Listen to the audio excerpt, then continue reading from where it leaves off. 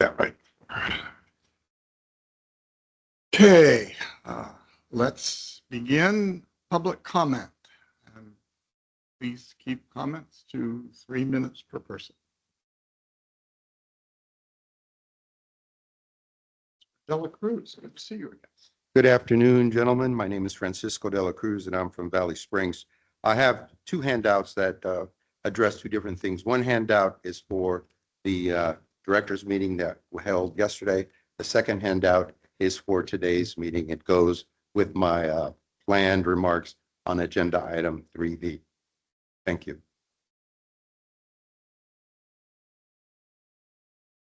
Do we have anyone else either in the room or online who wish to speak at this time? There is none online. Yeah, do you want to make a motion? So moved. Okay. I agree. Minutes are approved. New business. Let's see the report on the monthly financial reports for November.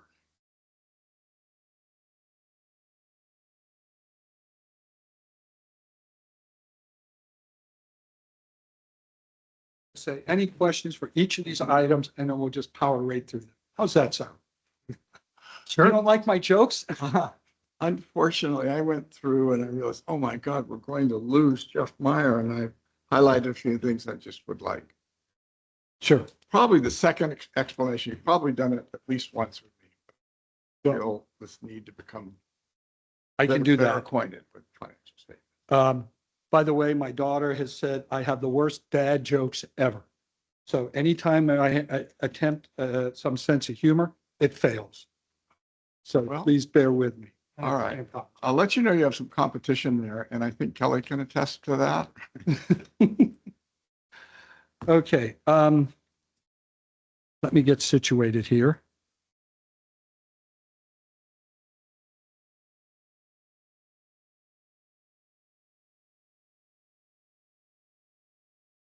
The item before you, which is agenda item 3A, which is the monthly budget status report. This is for the month of November, and it covers July 1 through November 30th. And it represents as a benchmark approximately 42% of the budget year. However, that being said, and this is going to sound like a broken record, there are some invoices that get paid more towards the front end of the fiscal year, and then you don't get them for the rest of the year. There's some that are several months behind, but it kind of after about 4 or 5 months, and actually it's going to get closer at 6 months, things seem to balance out. So you get a pretty good feel of where we stand budget wise. But like our insurance, most of our insurance is paid upfront. So you may see 98%, but we basically paid for everything. Debt service is different, those type of things. So as we look through these numbers, please keep that in mind, that sometimes the percentage doesn't really match the actual invoices that we pay. You've taught us well, certainly on expenses. On revenues, there's, I assume it's somewhat the same, but some differences. Yes. And actually, when we're looking at this, operating revenues are about 39% of budget. Now, when you look at operating revenues, the month-to-month major revenues are water rates and sewer rates. Those come in, and those are sitting at about 44% of budget. So we're doing pretty good in that regards. However, that number is a little skewed because the way the billing system sets up for the crossing of the fiscal years. It's just when the bill that goes in July is 3/4 the prior month and 1/4 the current fiscal year. The August bill is 3/4 the current fiscal year, 1/4 the prior fiscal year. So those are how we kind of look at overlapping fiscal years. Now, there are other things that are more prone to monthly billing. It's like our reimbursable expenses, the repairs and backflow testing, repair labor manuals, reimbursable expenses. Those type of fees are more driven by need. If we have a developer project that we work on that comes across and we bill for that. It may be a project that lasts 3 months and then it's over with. So you don't see a recurring revenue stream on that. So those vary. So when you look at those type of revenues, it's a little bit more difficult to say, oh, we're at 45%, so we're doing really well. Well, we don't know what's going to happen in the next 3 or 4 months. The only ones that are, in my mind, are pretty predictable are the water and sewer rates, the interest income that we get, the other non-operating revenues, which is the reimbursements for our FERC fees. Those are the things that are more predictable. Now, property tax revenues, we only get those 3 times a year, 2 main ones. One in January, which is about 55% of our total property tax. The next one is in May, which is about 40-ish. And then there's supplementals that come in August. So those are a big part of our revenue stream, but we can't account for them just yet. And that's what tends to skew the overall operating revenues. Jeff, I could ask a couple questions as we go through this sheet rather than walking us through each one. I do have some questions. Most certainly. Couple things that jump out for me is, when we look at the delinquent charges, That's why I highlighted. yes, it's above. When I put together a budget on that, I was fairly conservative because we hadn't done that in years. So I didn't have a track record going back 3 or 4 years of what those delinquent charges would be. So that was kind of an estimate on my part, and I underestimated the revenues. Next, one of my questions. The reimbursable expense revenues are 87% of budget.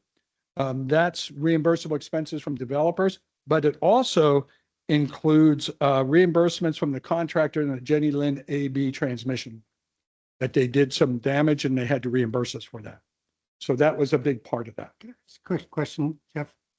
Well, I was digging through your cheat sheet here and 54600 other non-operating revenues. I know you told us at the last meeting. I apologize. What is in that portion 54600? What is this? I apologize. No, that's okay. And honestly, you guys are doing a phenomenal job of getting to know our revenues and expenses, because I know you only look at it once a month, but for newbies, I'm very impressed. So this one is related to our federal and state FERC fees. When we have our permit fees for our licenses, for our dams, and for our water usage. The ones that are associated with the North Fork project, we get reimbursed by NCPA 100%. Okay. That's what falls into that bucket. When we do with MID for New Hogan, it's about a 90% recovery rate. So that's mostly of what you see in that particular object. Now, those revenues now, since we started the hydro fund, go into Fund 400, the hydro fund. They do not fall into water or sewer. So those funds that are remaining in there are residuals from before, or for moving them on to 400? No, actually, what you see here, and I apologize for that, because when we look at the top heading, we're going to have to change that. It should be water, sewer, and hydro funds. My apologies. Don't need to apologize. And New Hogan power sales, those are up. Is there anything we should read into that? Is that good? I mean, that's a good thing, but is there change of operations? Or we expect to see? No, I think well, I know they did some repair work last year, so down a little bit, but the flows in New Hogan are pretty darn good these last 18 to 24 months. I just noticed we're generating more revenue than we anticipated. Yeah, exactly. And part of that is, again, when I budget, I tend to be conservative on revenues because I do not want to over budget revenues. I don't want to fall short. And when you're looking, again, some revenues are easy to predict. Others, such as this, that are based on climate, rainfall, and other third parties, it's difficult. So I tend to be a little bit conservative. Now, historically, New Hogan goes like this. Right. It really does. So you try to do this when you look at your revenues. Okay, turn year after year, but not during the years, you're pretty stable. No, year after year, 1 year it's Year up, after 1 year year, it's down. All right, but it looks like we're going to meet budget in another 2 months. Yes, but now you're going to get into the winter months and things, they tend to shut down a little bit during the winter for repairs. And then they also, we don't get rainfall, they may start scaling back. This week's pretty wet days. Well, so far, yeah, I mean, it's hit and miss. I've been here long enough to know that this is, the climate has changed and the rainfall patterns have shifted. Yeah. Okay, sorry, just to back up a little bit. What are CalCard rebates? Oh, that's money when individuals use their Cal cards. That's like. Yeah, money that's our provided credit cards. For low income, is that what it is? No, those are our credit cards. Oh, Which- okay, all right. Yeah, Okay. and we use, it's US bank cards. They're called Cal cards. It's patterned after the state. It's sort of like you get, We get 1% back. Gotcha. yeah, exactly. Okay. On other revenues, item 54600 again, we did an adjustment for the FEMA generator. That was a grant that we got that we weren't anticipating, so we put it into that. Did you unpack under other revenue? Yeah, that was when we did the budget adjustment because it's non-operating. Right. And it's other revenue. So we plunked that in there for the budget adjustment. But that won't be coming in until we actually purchase the generators and submit reimbursement requests, and then those funds will come back. So we have to buy it first and then we get reimbursed. So, sorry to back up on this, but on power sales, how is that restricted? You now have it in a whole separate category compared to water and sewer. Yeah, What can it be used for? we're using it to fund our FERC relicensing efforts. Okay. And, all right, so that's kind of going to be a bit of a wash on an annual basis, or? That's a good question. We're entering new territory. Yeah, When an audit comes out in January, it'll be the first audit that includes the hydro fund separately. So at that point, we'll be able to see what the audited financial numbers are. It's kind of hoped at some point, because we got to generate revenue. Yeah. Because our costs are just starting to grow. Yeah. Because there's a lot to go beyond between now and 2032. So this is to help to generate the revenue we need to pay for consultants, lawyers, and everything now else that's associated with relicensing. and I'm just trying to determine if there's any on the book that say we use it. Let's say we're generating more money than we're going to need for the FERC, and we use it for security funds, for reserve funds for something, or does it have to be power for power, like water has to be for water? We have to separate it. We're the individual enterprise funds. And remember, the hydro fund started out with zero fund balance. Right. So we're having to build up some fund balance, and that's what this first year and second year are all about. Right now. But remember, we're talking millions and millions of dollars for this relicensing effort. Yeah. All right, thank you. Certainly. For budget item 52100 property taxes. Yes, You sir. have a note here saying for special funding, for special project funding. Those are funds that we could use for ratepayer assistance. That's the right colored money, or is that No. restricted to? That's restricted. So what do The we do with the cell tower leases can be used for customer assistance programs. the hydro money? Not at this point, because you're going to need it for your FERC relicensing effort. Right, but Now- it is the right color. We've just designated it for that, but it is flexible. Well, technically, it should be staying within the hydro fund. And the cell tower leases are revenues we've historically used for CAP, and we can look at that to see if there's any additional funds there. I caution against using the hydro funds for anything now until, except for hydro. However, the end goal is, once we get that license and get renegotiated, it's going to bring in a lot more revenue than it needs, and then we can go ahead and backfill other areas such as CIP projects and so forth. But right now, you're going to be spending an awful lot of money. That's sort of fits. Now, coming back to your question, Director Garamendi, on the property taxes, there's one type, special project fund. That resides in the interest reserve fund, 108 and 308. And those funds are to be used for one-time expenditures at the discretion of the board. We use that during budgetary times when we have to purchase something. And we did that for, I believe it was a 25% match on those generators. Those type of things that we set aside. And we- 108, Yeah. And we have been using, we use that more this year than we have recently. feel like I'm back in county land. 90% of our money's encumbered. There's a big spike in the pay and getting down to operating expense detail. There's a spike in or paving. I assume that's just paving season, so we just get it done when we can. Well, I'll come back to that. Any other questions on revenues? Okay, expenses. On the paving, we had a line blowout, a major line blowout on help me, Dunn Road. Yeah. And that was significant. It was a couple hundred feet.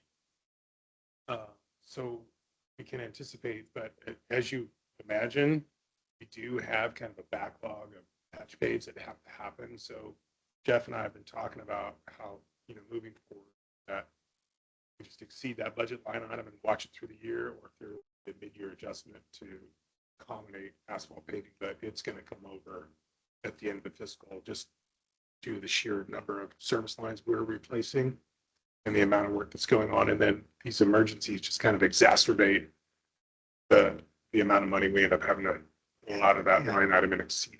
You don't really have a choice. You got to fix the road. Yeah, we're, I think in order to remain kind of in this constructive relationship with county public works, which we have a great relationship right now, we kind of push forward in a timely manner. Gotcha. Maybe if you don't mind, I'm gonna slightly off key from finance, but I've been meaning to ask you this either offline or another time. The overall condition of our lines and things, speaking from an operations perspective, I know we've got some really old lines, bad valves, lots of things that need to be done. Are we kind of making headway in the big picture?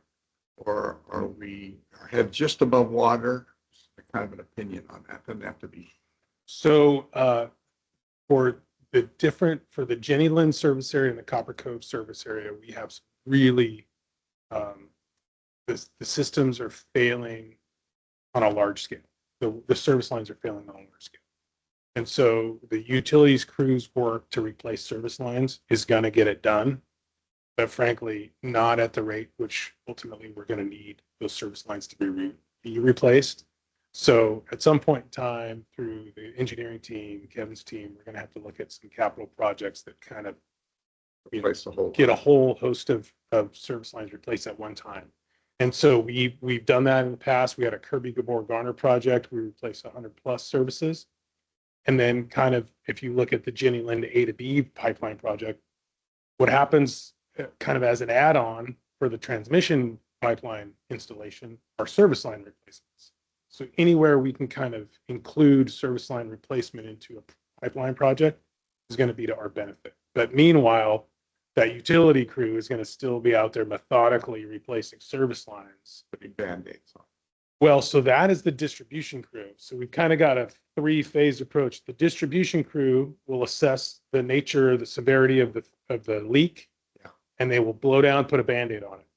They might actually, if they have time, replace it. So you have that happening. And then you have the utility crew who is taking street by street, service area by service area, just replacing them, wholesale replacement. They're going to come through. Every single one's getting replaced. Obviously, we're tracking the ones that we've already replaced. So if it's brand new, that won't. And then you have the capital side where transmission project, opportunities for grant funding. Kevin and I were talking this morning through one of the IRWMs, the MAC IRWM. Years past, they funded service line replacements for other agencies within that MAC group. So whatever Prop 4 monies come out that allow us to look at opportunities to fund service line replacements, we'll go after them.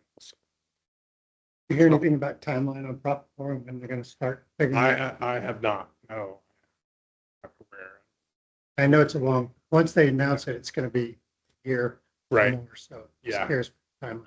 Yeah, I haven't heard. Thank you very much. Thank you. It does.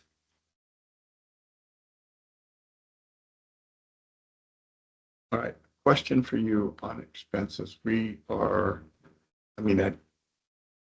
Given it's a month to month or bi-weekly, looks like we're significantly down under salary and wage benefits. Is that because we're understaffed in some places? Is that number that needs to be redone? Is that because there's a payment coming up that isn't here?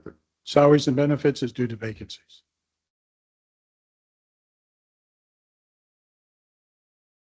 I got one for you. Yes, sir. District operating expense detail page. That's page 6 of the packet.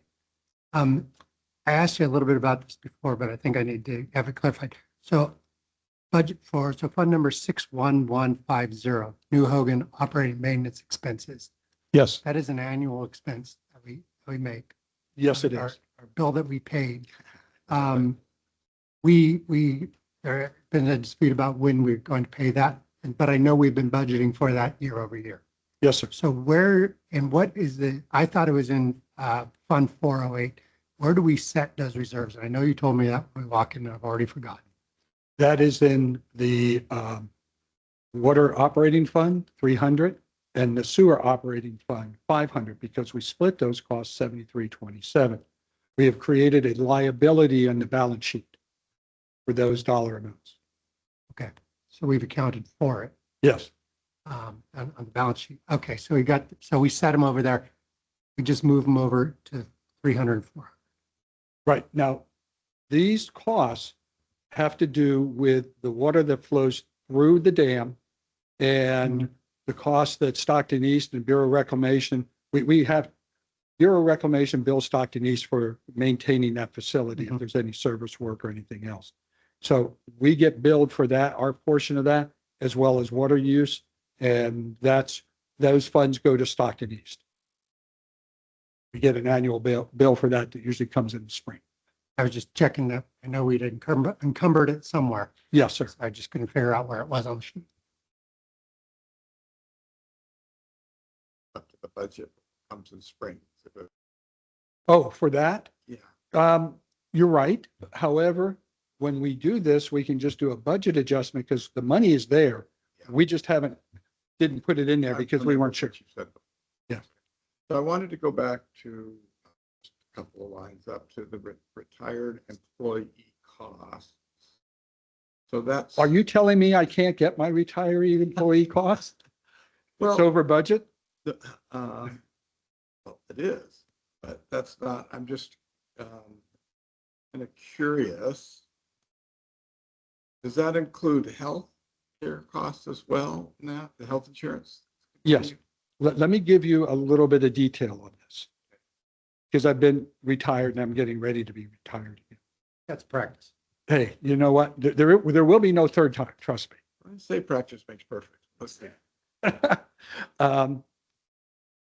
When you retire from the district and you have 20 years of PERS retirement from the district, you get retiree health benefits. We get our health insurance through PERS, EMCO. Now, when you retire, PERS deducts that the monthly cost of your policy out of your PERS retirement benefit. PERS pays you once a month, the beginning of the month. Let's say you get $5,000. Your health insurance premium for that month is $1,000. Is that split with CCWD? No, Totally comes out of your retirement. totally comes out of your retirement. Right. It'll come out of your retirement. That comes out of your retirement on the first of the month. CCWD reimburses you for that $1,000 on the last day of the month prior to your distribution from PERS. So if you get your PERS check February 1, that deducts $1,000 from it, your CCWD will put $1,000 in your bank account on January 31st. So we're always 1 month ahead on these reimbursements. That's why it's over budget. I just, does it cost DCWD anything for retirees' health costs other than this shift of? No, it does. The cost that you see there on this line item is CCWD's retiree health costs for everybody that has been retired. It's just 1 month ahead of the fiscal calendar. So when you're looking at this, even though it's November 30th, it includes the reimbursements for December. But I guess what I'm getting back to is there any requirement for a CCWD employee who turns 65 to take Medicare Part B? You still have to take Medicare Part B. The district does not reimburse you for Medicare Part B costs. That comes out of your own pocket. That sounds reasonable. Right. And now also on the retiree health costs, that program was closed down in 2019, I think it was 2020 or 21. So it was closed down. So new employees do not get that. They get a contribution to the retiree health savings account. It's a defined contribution versus a defined benefit. Got it. So these numbers over time will dwindle down. I'm going to live to 120. It's going to dwindle down to almost nothing. Another bad dad joke. That's yeah. Right. You win. Okay. Does that help? Yeah, I don't have a question till 75 to. I had a series of questions, but I think I got most of them answered. Which one? One last thing, bad debt. It's coming in higher on fund number 61310. Yes. We're sending that should be going down since we're sending it all to Teeter now. So will we see that? Not all that. This is Are bad these debt. Cape houses and all that. This is bad debt that goes to collections, not to Teeter. So for example, So let's say somebody sold their house. right, okay, so that example. And if you notice, because I looked at this, there is a very minimal increase from last month on No, this bad debt. It's fine. And I know you explained that, just, I want to make sure I'm thinking of the right apples and apples. Got any questions? 75 200 capital equipment purchase. I'm assuming we're not buying any more capital equipment this year. Through that budget. Well, this is the camera truck. Yeah, this. Yes. Yeah, Yeah, that's what put us over. But the question relates to what Jack just said. I get a lot of questions from people. Oh, your equipment's all brand new and leases and things, and not now. It's a crazy month for me, but in the future, I may turn to your hearted department and just kind of get so I can get a better sense of where we stand equipment wise, what's really going to die in the coming years. And Sure. I see Damon watching. Before you start, I started in 2008. We struggled to buy new trucks before we leased. We had to have cash on hand to buy new trucks. We had trucks in close to 200,000 miles per. And Kelly can attest to this. They were driving around junk, very much so, and very unreliable, used to break down. So Damon came along and got us involved in this capital lease program. And the guys actually have reliable equipment now that is hands over foot better than what we had when I first came. There's a real trade-off between equipment you can run on and the excessive expenses of running old equipment, loss of manpower time and reliability and amongst other things. Yeah. So top of mind, I'm working on a presentation relative to it's kind of focused on the fleet, but we can address equipment also. We'll touch upon all of that. So within the next couple of months, we'll have something like that. But essentially what happened with the vehicle fleet program in 2019 was when it was presented to the board, the picture wasn't painted that it was going to be a cost savings, that it was going to be a wash essentially. However, the efficiencies gained with the operation of a vehicle that's more fuel efficient and safety are really also part of kind of what tipped the scale in terms of moving forward with the program. But yeah, I'm happy to cover a whole host of things associated with vehicles and equipment. I'd like Come to, here. Yeah. then I can intelligently speak with my constituents about. We see it a lot. I've actually been out on line breaks and gotten out of a truck and somebody drives by and it's a nice truck, you know, and it's the perception. I totally get it. And, but yeah, we'll cover that. What is our vendor for lease? That's Enterprise. Yep.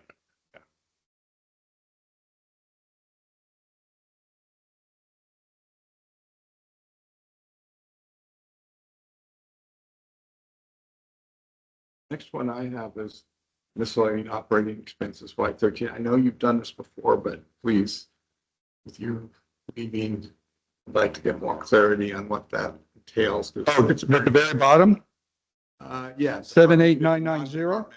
Page 12. Y13 under Department 50.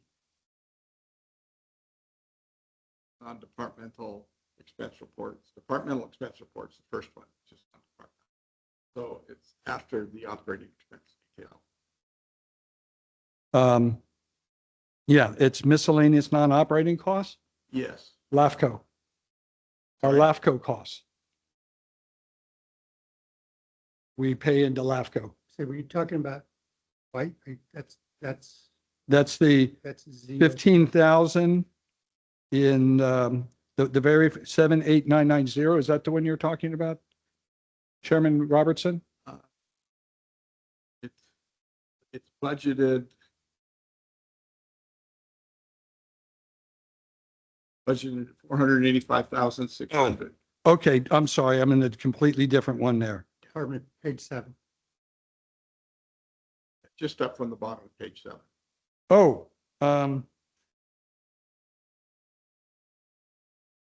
departmental. Insurance. Property liability insurance is the main one on that one. Okay. That's such a big number. You don't think that insurance would get its own line item. Yeah. Is that for Y13? Does that go? Because I mean, we've got it in every department. Like, we get down to 54, Department 54 Utility Services. Mhm. They've got a Y13 with similarly high number. Same thing, insurance. So, no, just Department 50 is where the Aqua JPIA insurance costs are. Okay. It's just the way Tyler categorizes some of their costs. That's why you see the Y's numbers and the Z numbers and things like that. Trying to stick with the cheat sheet. So There you go. for the public, the cheat sheet is simply a listing of what accounts are. There's no secret cheat sheet. Okay, next one I have is on page 9, if you got towards the bottom. Okay. That anything to- No, sir. So I just see our office expenses are up significantly. Not a huge amount of money, but it's, I think that would be more standard during the year. We're up almost 129%. Right. Part of that is within office expense includes publication subscriptions, but also memberships. And our Moke River watershed membership came in much higher than we anticipated. For the UMRA, Yes, what did it come in at? that I'd have to double check for the Pretty dollar low. amount. Pardon me? It's usually pretty low. I think I thought it was around 15,000 plus.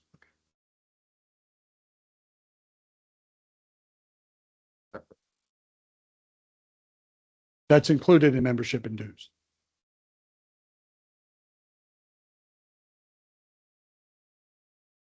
Now, I believe too that we ended up having a hydro-related, joining a hydro-related entity. So that would be new this year as well. That was not in the budget.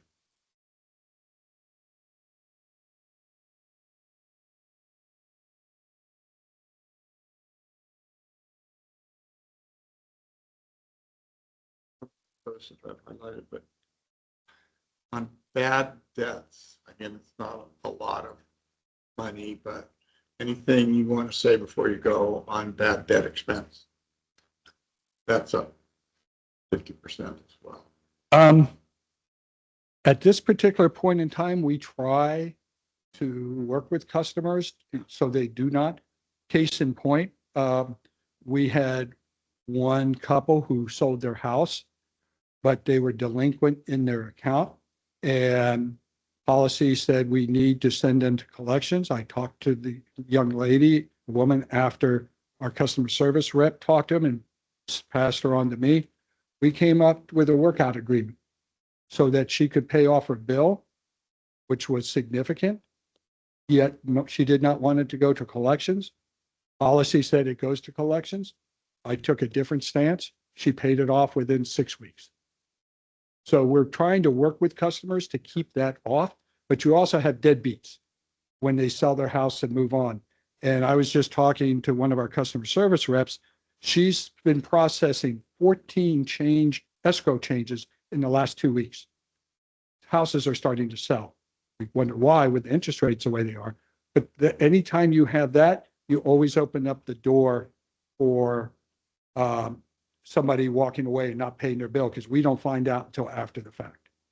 Yeah, I think that's something that at some point that Right. like that.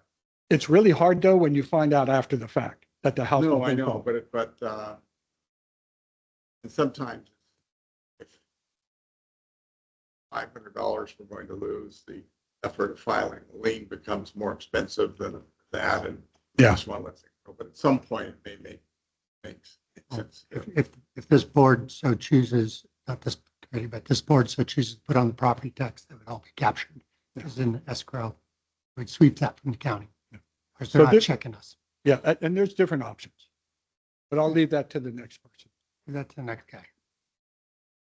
or guy. That's a big board decision. Yes.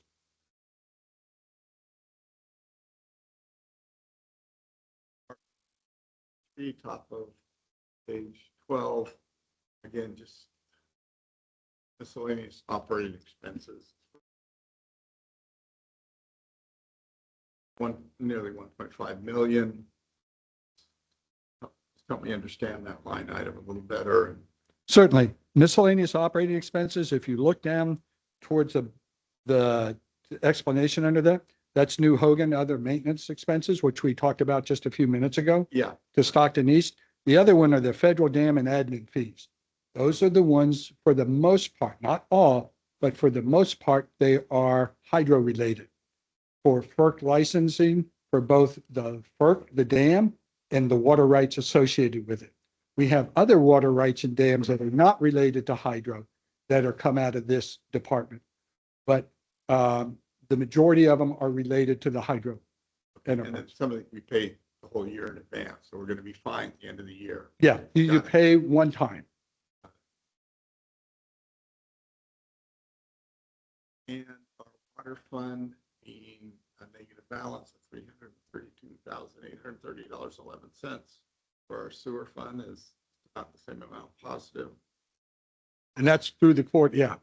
That's a surprise because we generally, the sewer fund has been negative. Now, if you look on the page above that, the fund summary, if you go up to the very top, the water fund, it's gone from 4.9 million down to 1.3 million.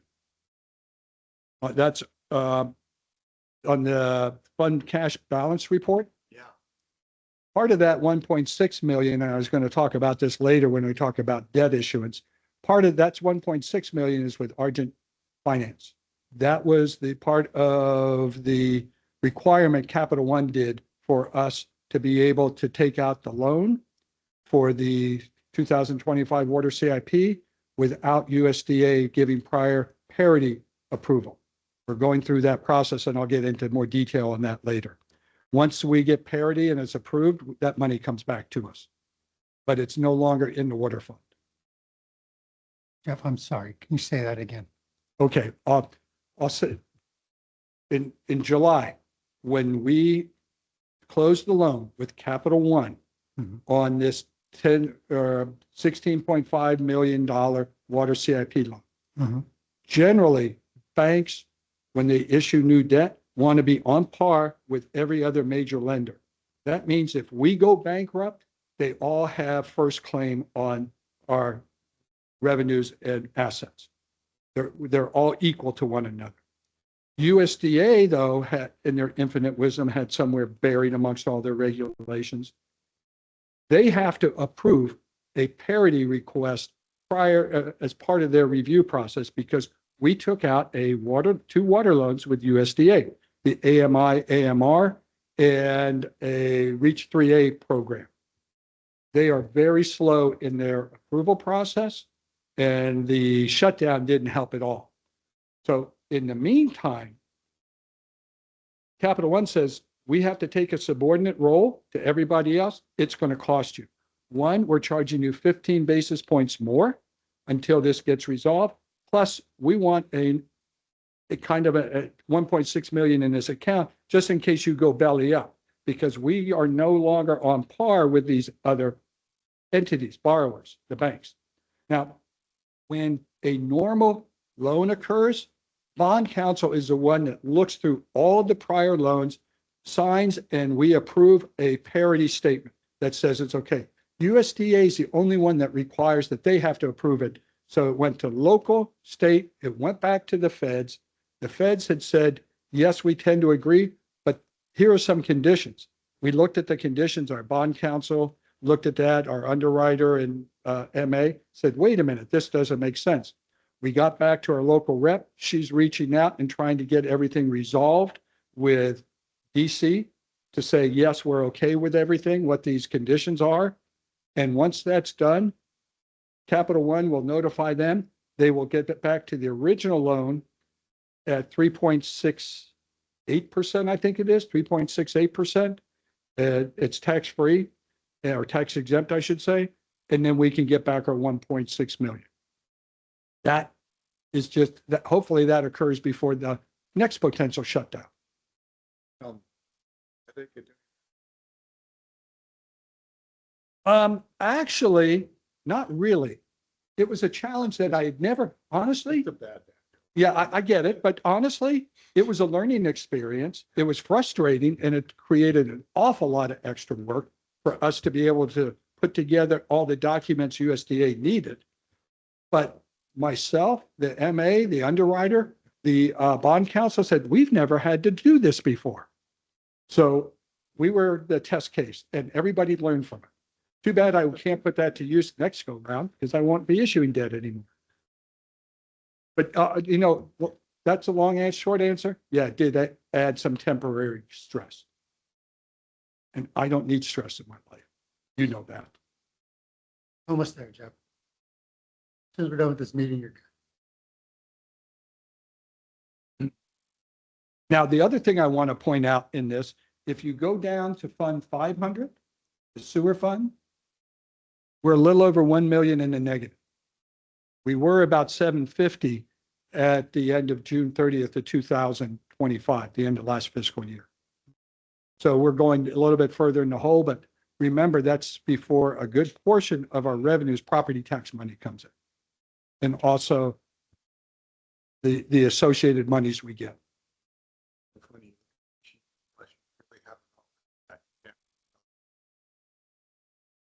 That, That yeah. would be scary looking at that. Oh, I can look at each one and know exactly what's going No, I on in know those you funds. can, Yeah. But I can't yet. I now learned that there's always something like that. An upfront payment, late payment that's coming in, or something like. Yeah. And we have debt service. Debt service comes in September. So that's a big hit on some of our cash flows. I only have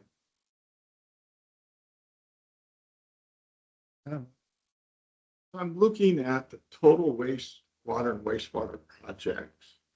And I'm looking at the cash flow numbers, Okay. and we're looking at 25 million for this fiscal year, 26 next, then it decreases.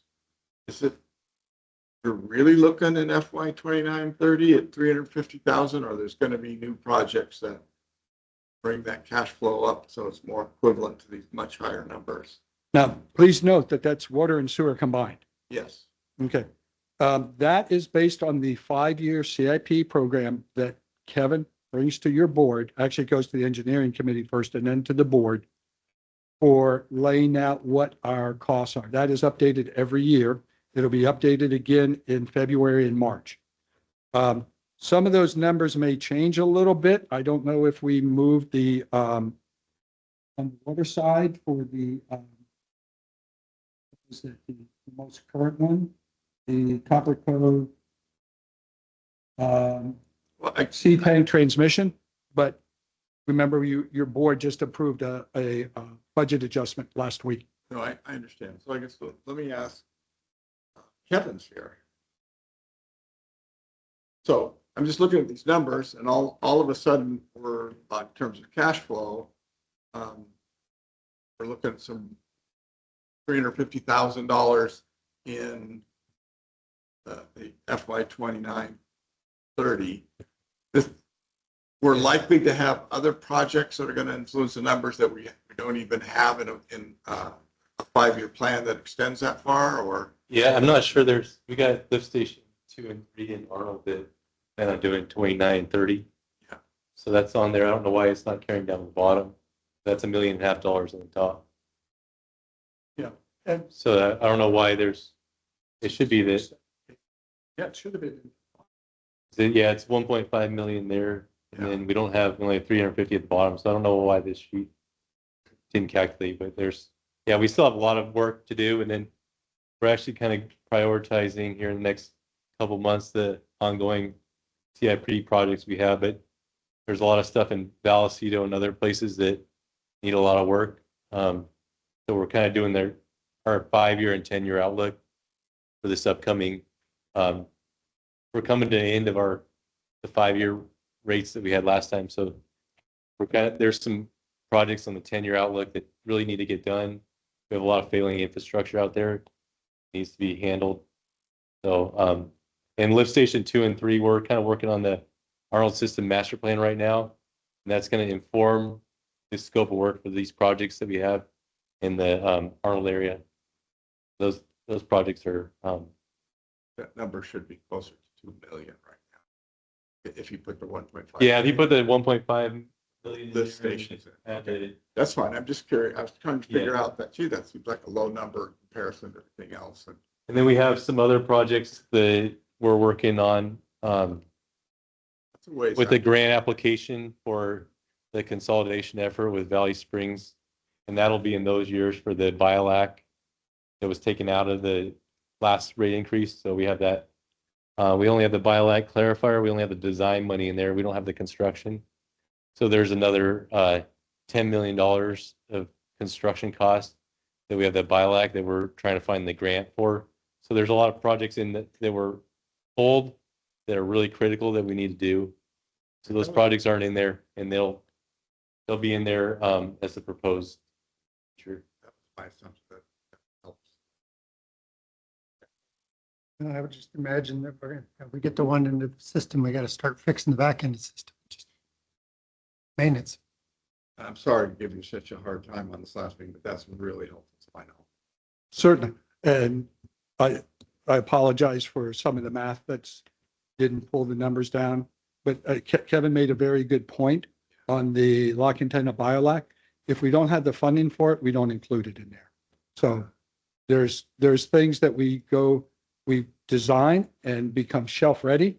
And when we do have the funds, the construction phase will show up on the schedules. Yeah, we've already seen that where not the highest priority project, but the project we were able to get a 75% grant went forward with, we brought to the board. Yeah.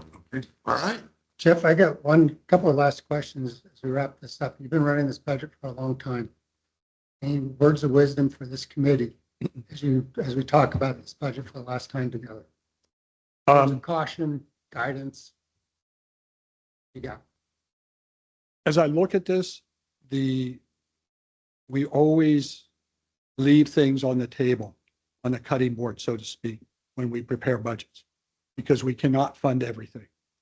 And the biggest question you should be asking next budget go round, what didn't make the budget? Because that's telling, because we never have enough money to fund everything we need. And you should be asking what didn't make the budget in the operating side and also the capital outlay side. And then during the engineering committee and the board, you'll be talking about CIPs. So to me, that's the biggest thing, because we leave a lot of needed expenditures and capital outlay unfunded. So they just don't appear before your board. So that to me is what you're going to need. And then the other thing is, what about your unfunded liabilities?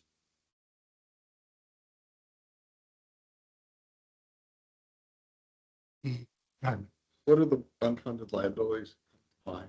PERS. PERS UAL, unfunded accrued liability.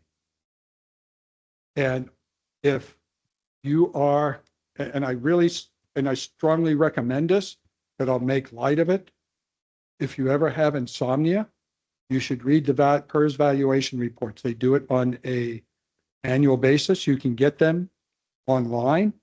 And we have 3 plans, the miscellaneous, the standard one, PEPRA, and miscellaneous tier 2. The miscellaneous is the one you want to take a look at those.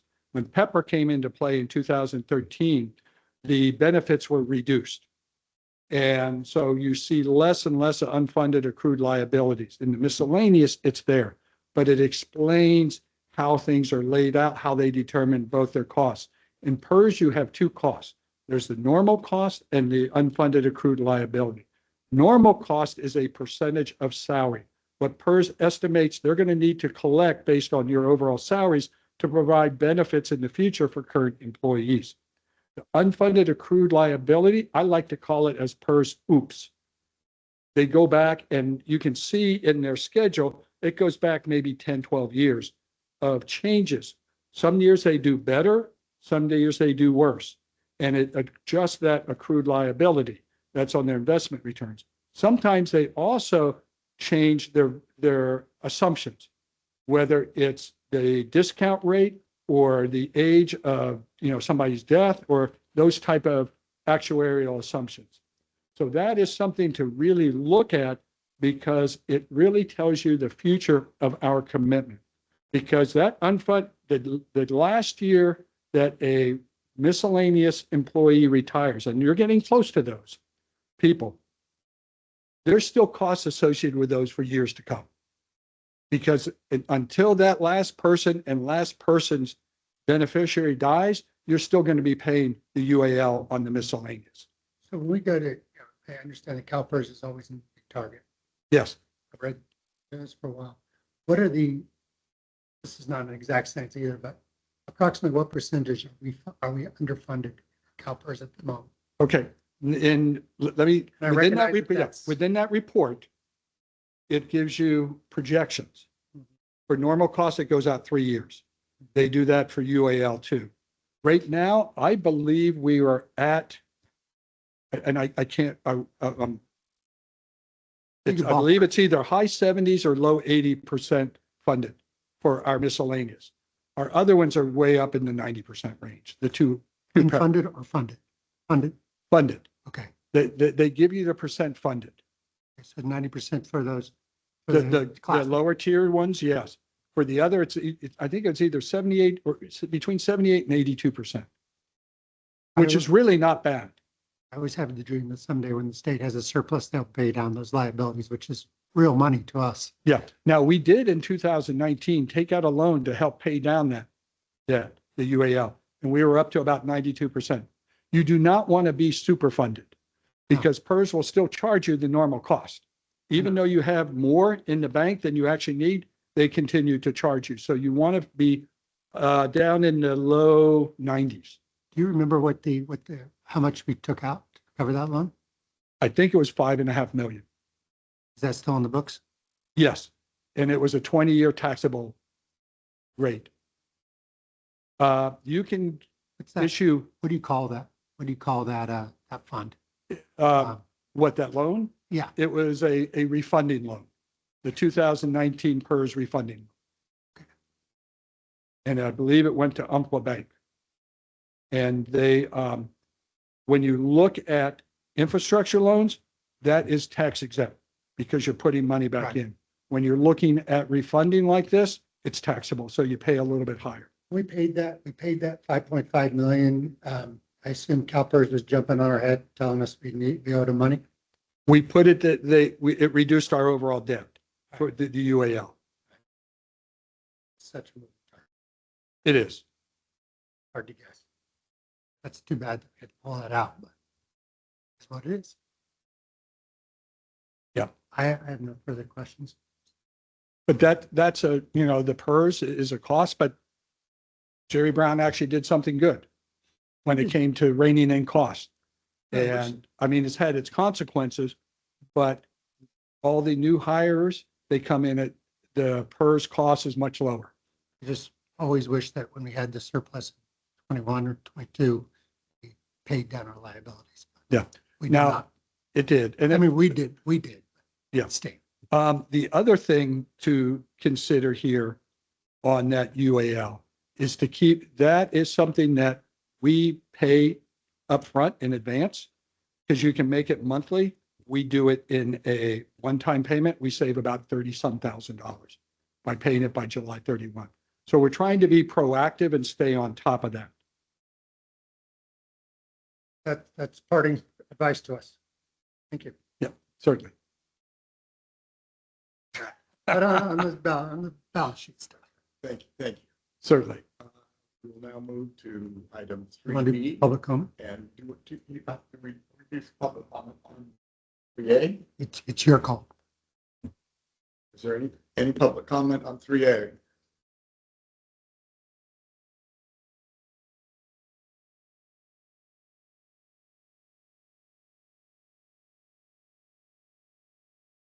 Francisco de la Cruz, Valley Springs.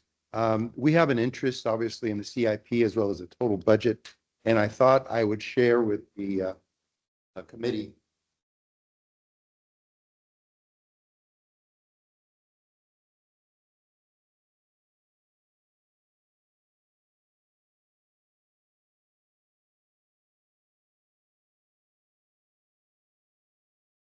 These recommendations are based on what the state Department of Water Resources estimates the ROI would be on pursuing the leak issues. 30-to-1 ROI is kind of hard to beat. And so we're encouraging the board to consider the priorities that are listed up there as being rated A minus, E, and try to avoid wherever operationally possible, those rated F. If you flip it over, you'll see the kinds of investments in CIP that we would be asking serious questions.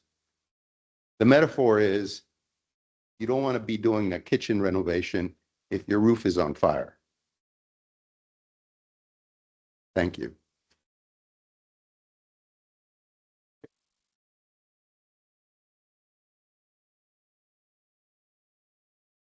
Thank you, Mike Rogers, Valley Springs.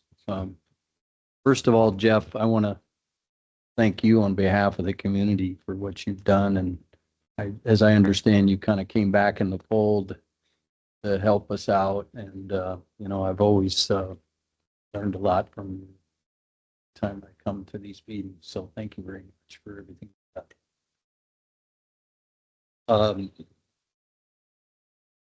I wanted to get clarification on the comment about seeking grants for service line replacements, Prop 4. Comment about that. Maybe you could elaborate on that. I know that you're doing some service lines and that's part of the project, right?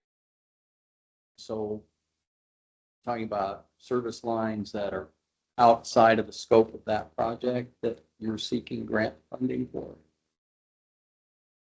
Yes, so the thought would be that if there's a transmission pipeline project or a distribution pipeline project that would apply or where grant funds would be applicable, that you would incorporate service line replacements as well.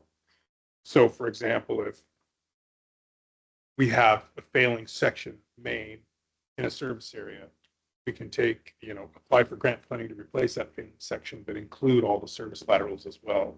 And so kind of trying to optimize any opportunity that we have to include service line replacement into whatever project we might have. That's And- outside of the scope. That's correct. Yeah, this would be, as Kevin talked about, when he works on his 5 and 10-year CIP and sits down with our team and says, hey, what do you guys think about this, that, and the other thing? Here's all the detail. If we have an opportunity to include service line replacement in those projects. And there are examples that we can reference, like the MAC, like I said, the IRWM. I think AWA did 4 rounds of service lateral replacements in North Shore of Comanche, all funded through the MAC IRWM drought grant funds.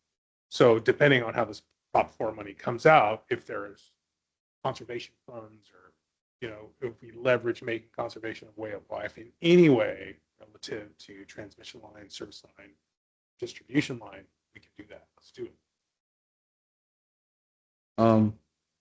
The other question I had to do with engineering salaries, being only 23% of budget. Is that because of staffing?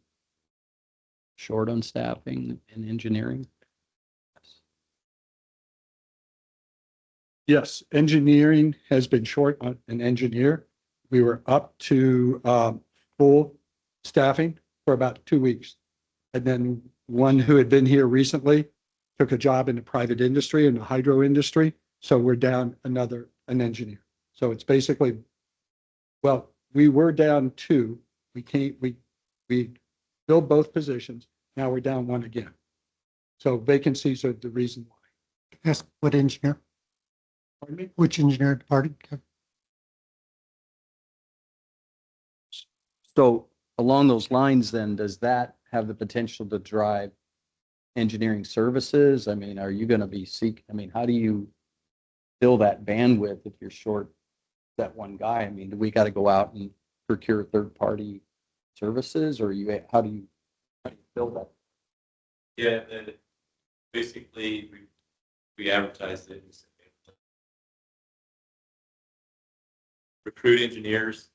And so in the meantime, we'll have to rely more on the consultants to subsidize some of our work efforts, construction management, that type of stuff, till we can fill that vacancy. And we have a grants consultant that we'll have to utilize possibly for seeking some of these grants that he was working on. So there's some consultants that we can utilize. They come at a higher price than our inside engineer, but hopefully we can fill that spot pretty quickly.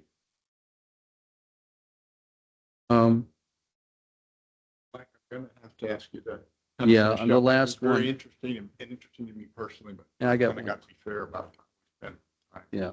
The last one was on overtime. It's just a quick question. 42% is overtime seasonal? Is it really like ramp up in the summer, or is it kind of, Situation. is it? Okay. And again, our total costs for wages and salaries is below what's budgeted at this point. Yeah.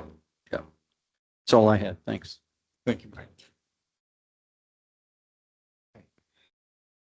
On item for B.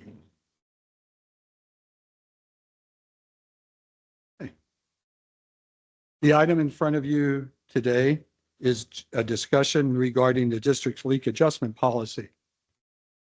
As you remember from last week, your board adopted a new leak adjustment policy. During that timeframe, there was some discussion that at the board, and asked the finance committee if they wanted to take a look at, in particular, section 5, item 4, leak adjustments will cover 1 billing period and are calculated at 50% of the amount due, 50% of the amount more than the customer's bill in a like period from the previous year. This is the language that has been in our leak adjustment policy for decades. It did not change. The only thing that really changed on this is allowing a second leak adjustment, which we talked about last week. Do I have any questions or comments from the finance committee? I've actually spent a good deal of time on this and took information and ran the numbers as well. Okay. I want to make sure I understand how this equation works for us. So if in September 2024, I'm going to use just easy numbers for math, our regular bill was $10. Okay. In September 2025, had a leak, so my bill came in at $100. Yes.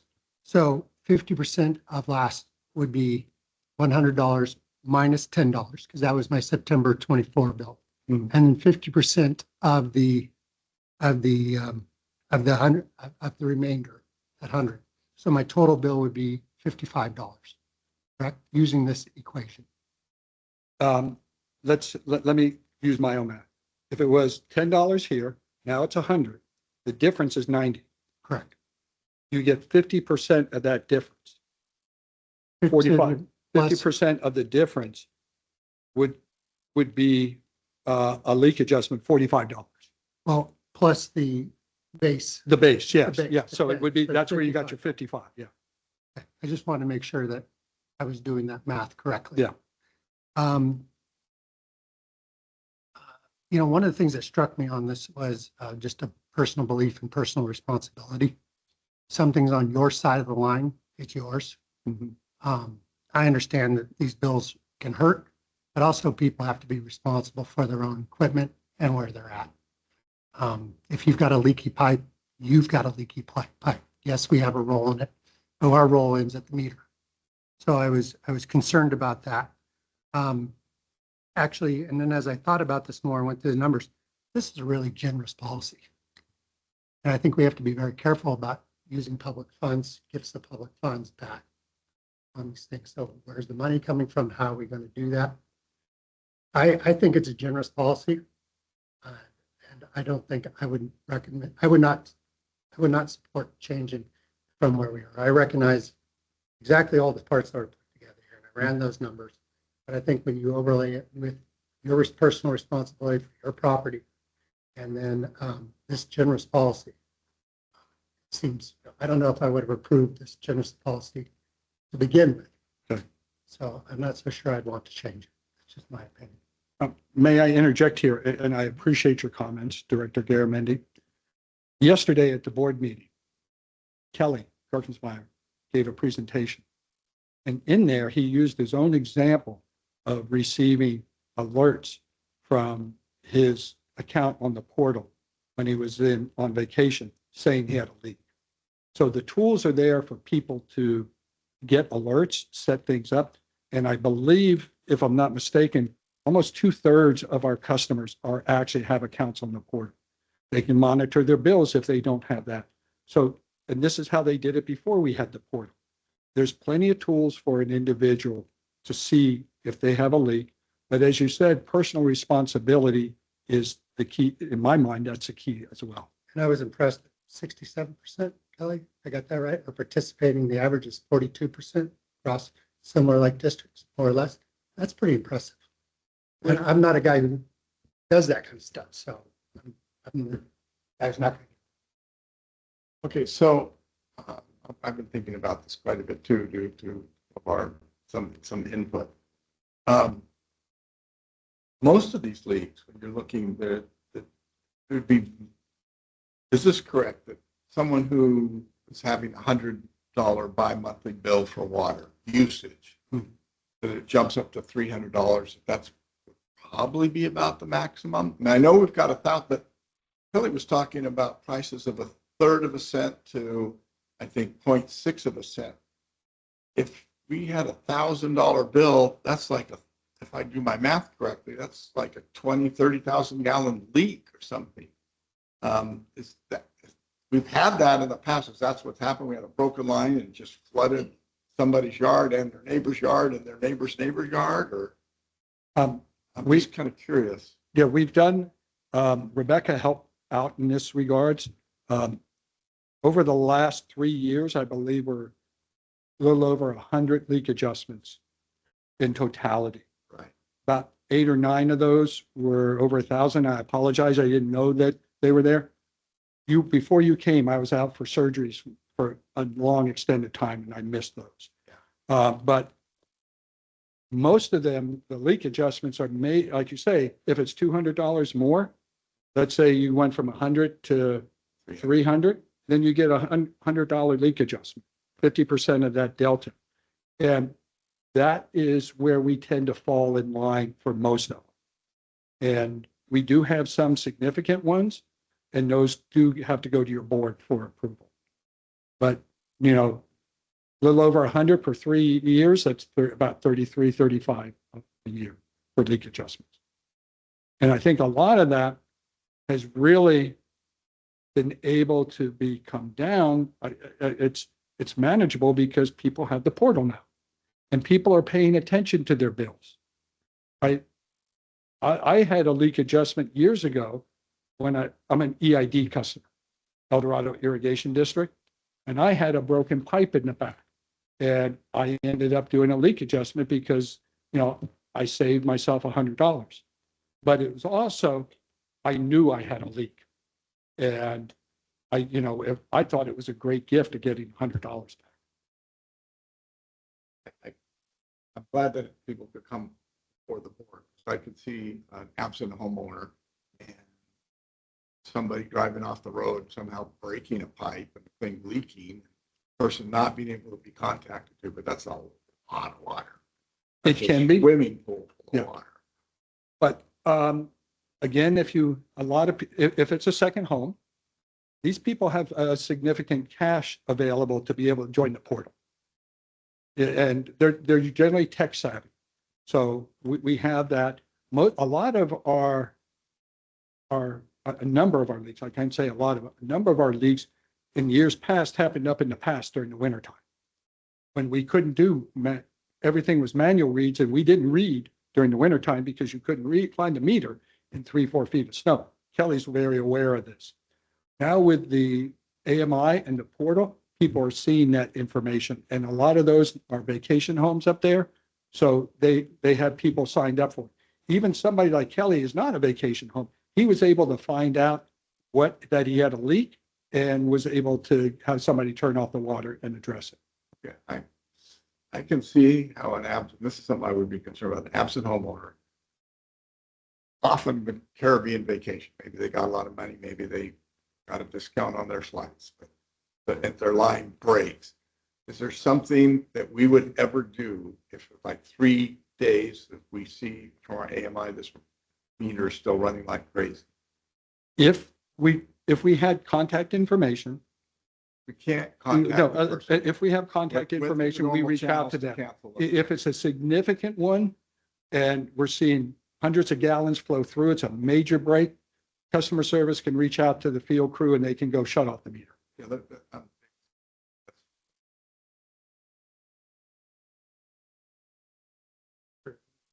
One of the things that we were trying to accomplish before Jeff left, we haven't been able to get to it, but it's going to happen, is we need to also update our miscellaneous fees. So if we can, we don't have a fee structure set aside for after hours calls associated with that very problem. Like, hey, I'm in Tahiti. I need somebody to get over there and shut the water off. We're not in the business of, as you guys understand, handling somebody's personal issue. However, we recognize we have an obligation to the water system and to the rest of the community.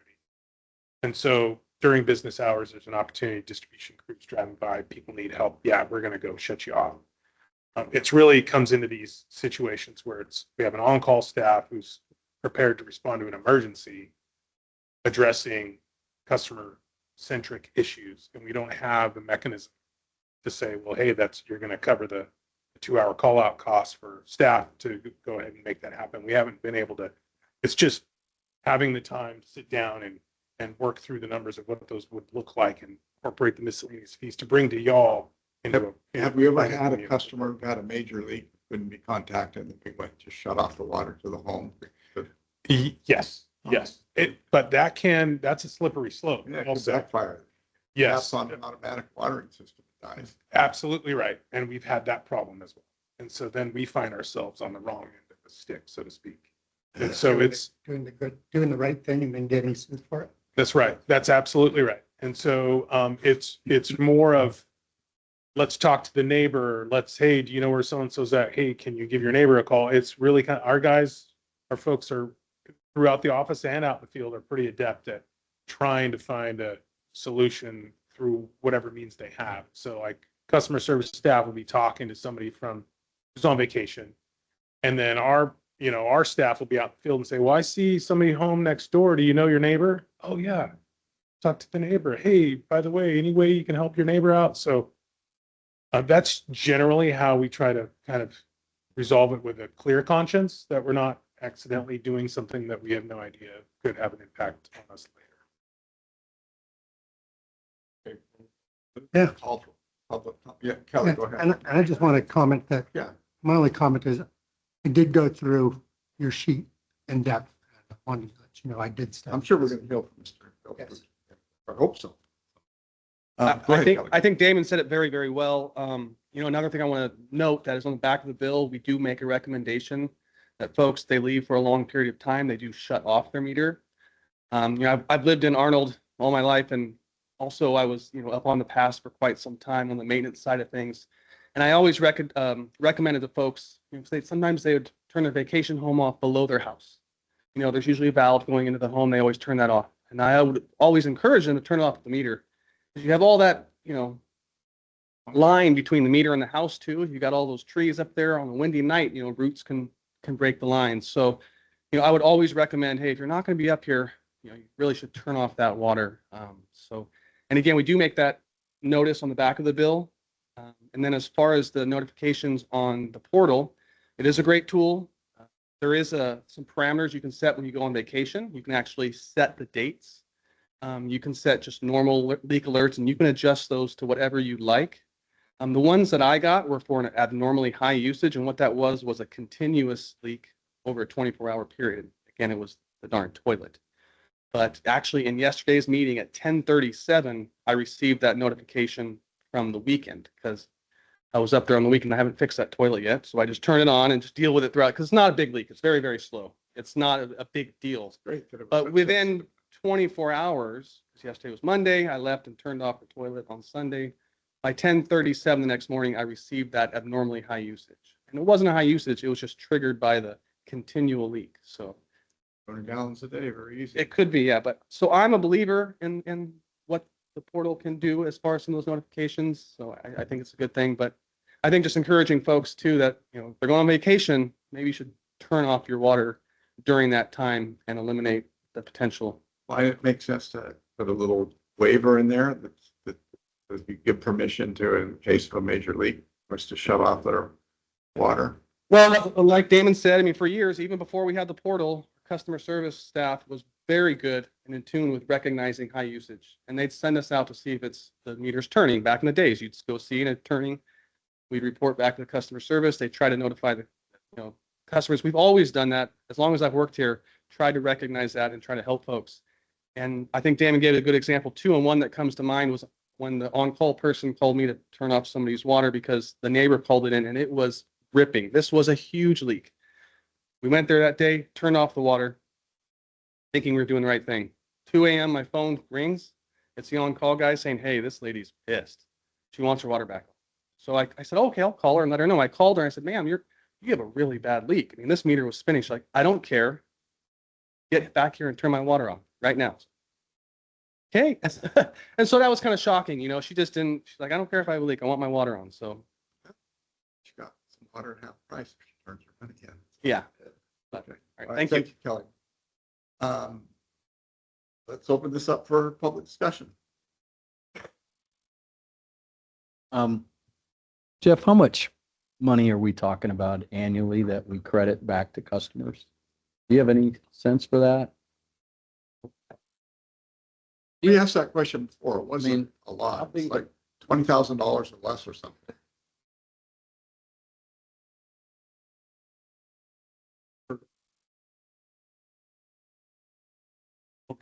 Thank you.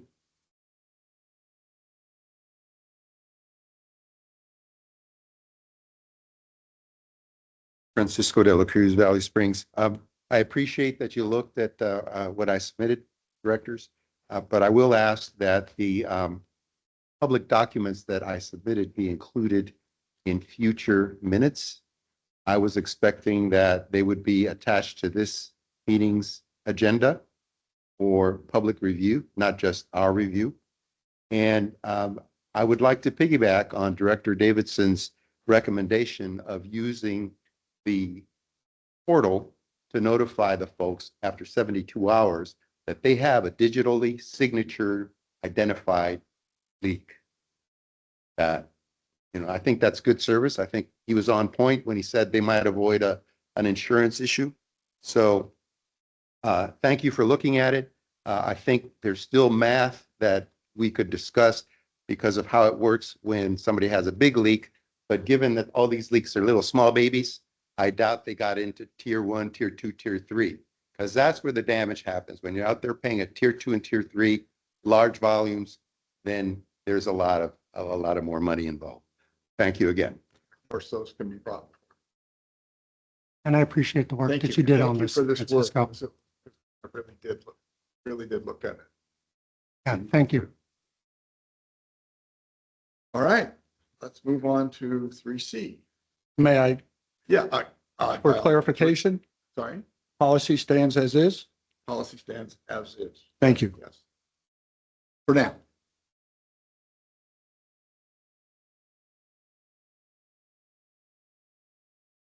Hey.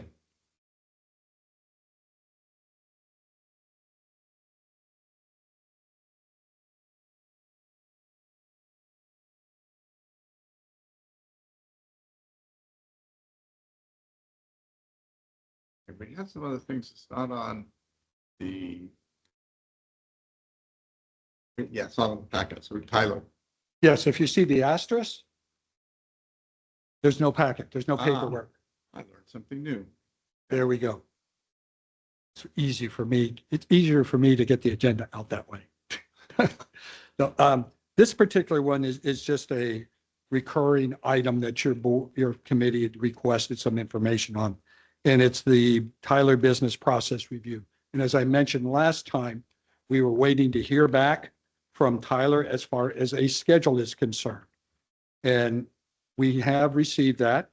And the goal here is to start with that in mid-January and be complete by the end of April to go through all those individual tasks. Now, I would like to warn the board and everybody here in the room that we did lose a number of individuals who were closely involved in this preparation of this business process review. And they're no longer with the district, so it could take longer than April 29th to complete this work because you've lost the institutional knowledge. We need bodies to train. Pardon me? We could have as much training as we want, but if we don't have people to take the class. Yeah, exactly. So a lot of this has to do with processes, and our IT department is going to be helping out. The question is, when Tyler does these fixes, does it actually improve our internal utility billing processes? And that we're going to have to work on because that knowledge base is gone. But there's still some things here that I think are very valuable, and it will help us to improve utility billing process. So you'll leave kind of a memorandum of steps for your successor, where we are, places they can look for the information just to. Yes. And Dylan Smith, the head of IT, is taking the lead on this process. Okay. And he and Josh both are working on this. Human resources. Yeah. This is our list, of things that we can get done through the process. Yeah. Any questions?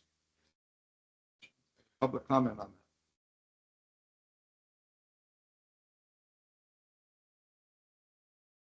Thank you.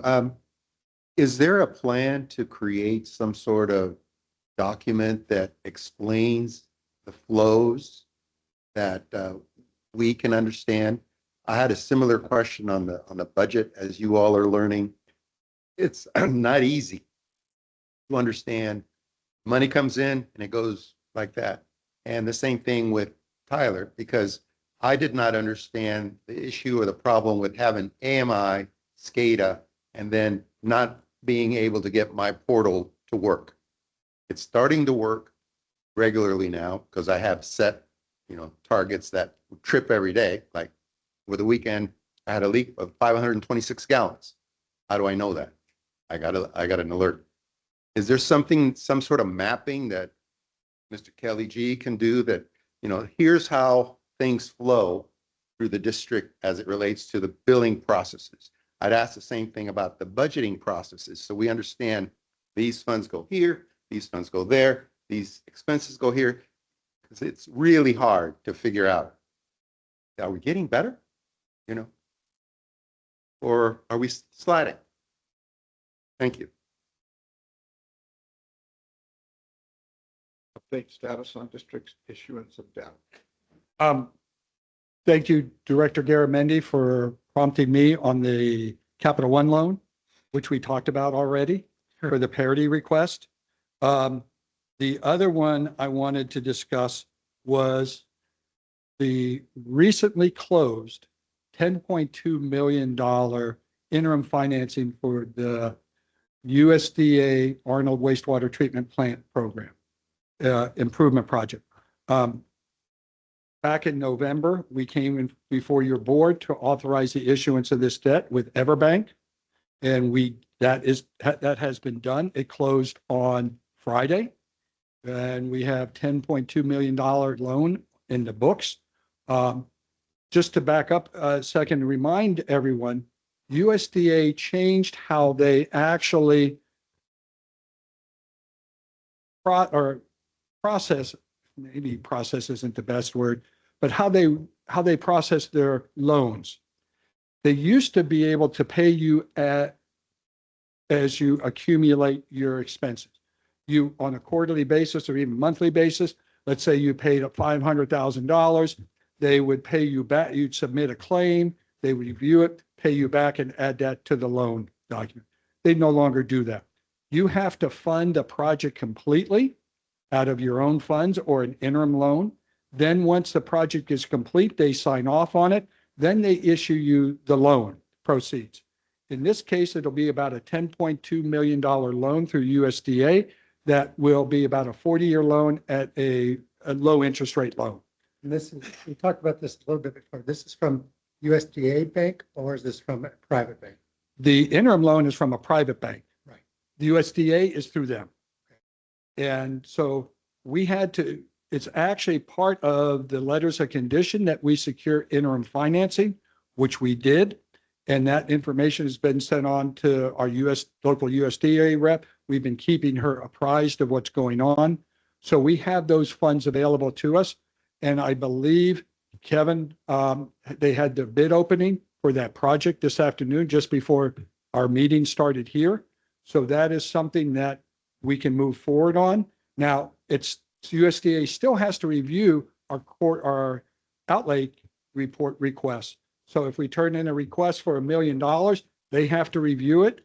After we review it, then they review it and send it forward to Everbank. Everbank then has to process a request, which will then give money out of the loan proceeds to CCWD. Now, the way this loan works is we have a 4.2% interest-only loan through Everbank. It's a balloon payment at the end. We pay principal at the end of it once USDA pays us back. However, those funds are deposited in an Everbank account, which earns 3.75%. So our effective interest rate is much lower than the 4.2%. But that amount changes each time you get a distribution. If you start at 10 million, you get interest on that 10 million. You get a claim, it goes down to $1 million claim, it goes down to 9 million. Now your interest earned is on that $9 million principal. So it decreases over time. But this is what we have done to be able to satisfy USDA and get this project moving. As I mentioned, they had bid openings today, which I think were quite successful. And yes, we're getting in the winter time, but now that we can go through that, get USDA approval of accepting the bid and move forward with the project. Oh, right. I'm familiar with construction loans, which were as you borrow money, you pay interest rates on it. So, but the way I understand this is the sooner we pay this off, the better CCWD is. Yeah. So in other words, you cracked the whip on Kevin wanting it done in 18 months, not 36 months. Just kidding. Oh, he's gone. Shoot. I'm sure Damon will pass the message. No. I mean, as I said before, this is the no bank left behind. provision, the USDA.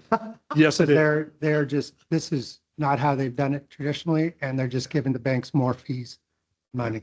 Yes, they are. And they decided to no longer be the bank Right. So, unless and- it's a complete project. And this project ceases a company, a business like ours that might have $1 million operating to use that to build up. We have to go get the whole sum first. Yeah, exactly. It's just- Now, the advantage we did with our bond counsel and municipal advisor, they did at least get us a deposit where we're earning 3.75%, which reduces the total cost of the true interest cost, but it's still built into the final loan amount with USDA because they reimburse us for these interest costs. We still have to check off with them on every draw. Yes, sir. And that's not our fault. That's the way it is, but it's just. That's the way, yeah, we just work with it. And Chairman Robertson, you asked me if certain things cause me stressors. The changing dynamics of having to navigate through different financing agreements and checklists and everything else. This is so much more convoluted than it was when I first started in 2008. Can I ask a quick question, Jeff? Do we have I have not seen this successfully done, but have we thought about iBank? Or are they just as bad as USDA at this point? We've looked at those and this was a better option because we were able to go 40 years. They probably have, yeah. And USDA does have prepayment provisions. So if we have the opportunity to pay it down early, we can. Now, some of the other ones, they have prepayment options, but you pay a penalty up through the first 7 years. After Right. that, then it's at par.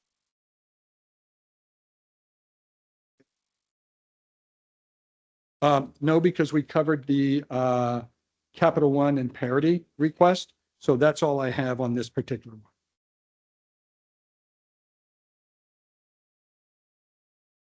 Financial audit. I wish I could say that this is done because my last day is the 30th.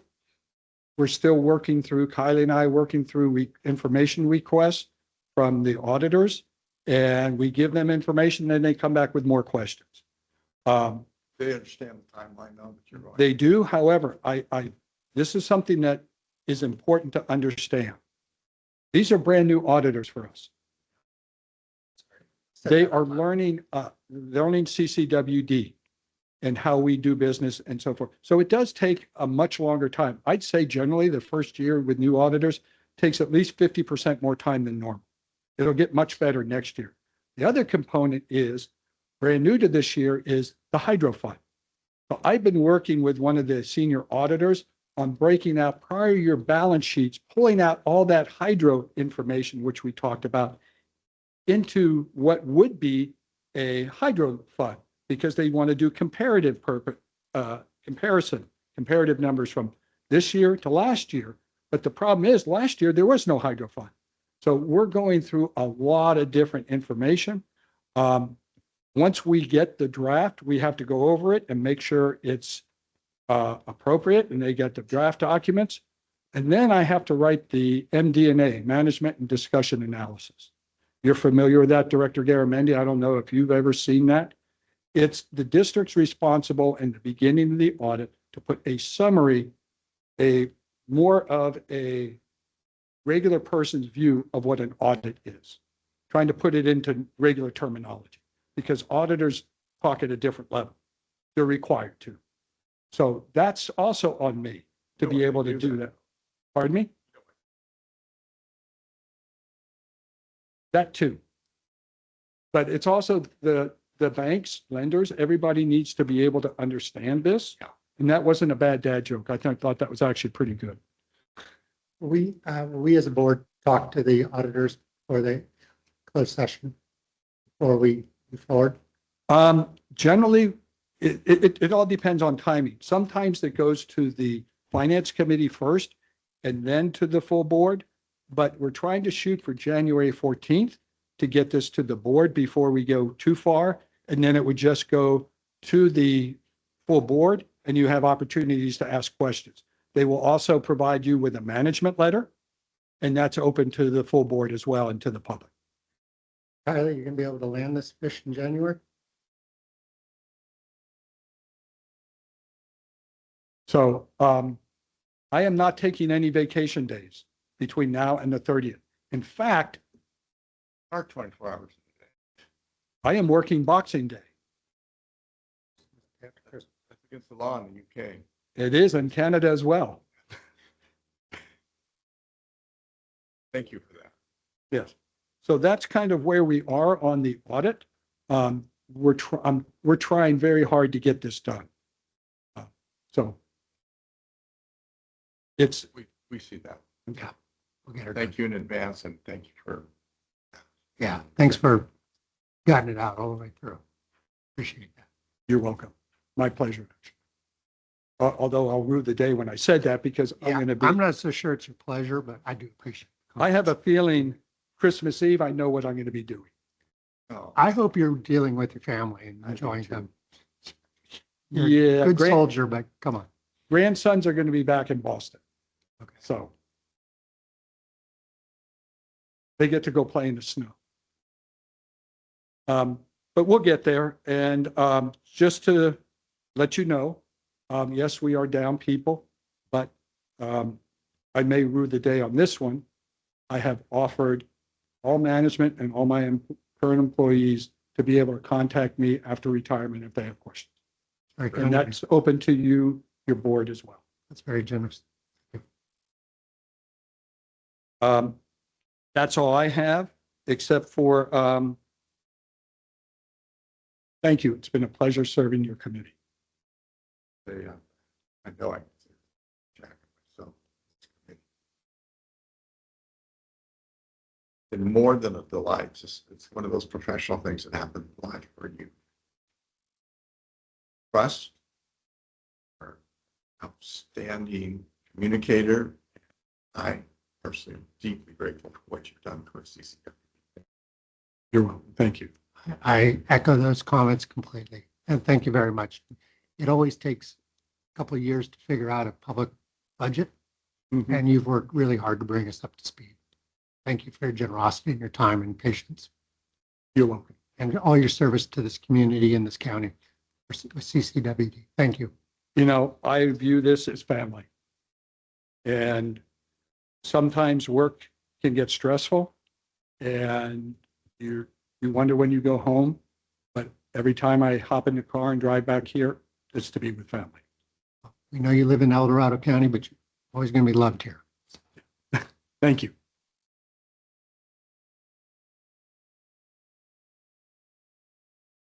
I just wanted to jump in here and say that it's been a pleasure working with Jeff. Both times that I've been able to work with you and, your candor and we've had this great, Jeff and I have a great rapport. We're able to kind of really dive into the challenges associated with the operations, the dynamic operations budget. And you've always been really helpful, supportive, and available. So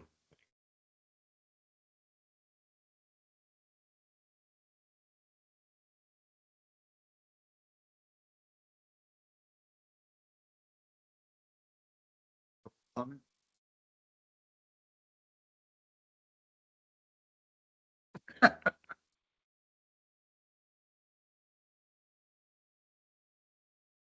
Manager's not here. Jack, you have any comment? No, just another thank you to Jeff, and we'll take this up in January. We got a long list of things to deal with. But we'll wait for some new folks to come on board and get going on it. It's just so funny to have that feeling of trust and that something is well taken care of. That's odd, actually. We still got Kylie. All right.